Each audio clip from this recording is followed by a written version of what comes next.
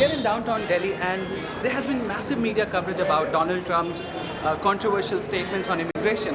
I'm just keen to know if people from my own country would like to visit a US where Donald Trump is president. Yeah, so I've been there and it was really nice going there. But if Donald Trump comes there, I'll have to think twice because it'll be scary going there.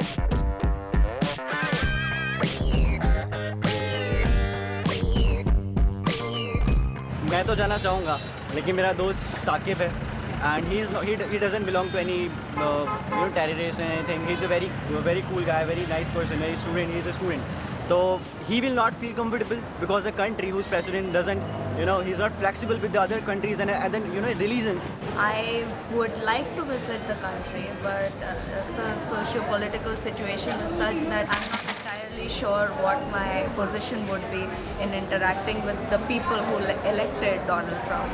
I haven't been there, but I would like to go to experience it. But Donald Trump is apparently projecting himself as a stupid person. So you won't go to a country where a stupid person is the president.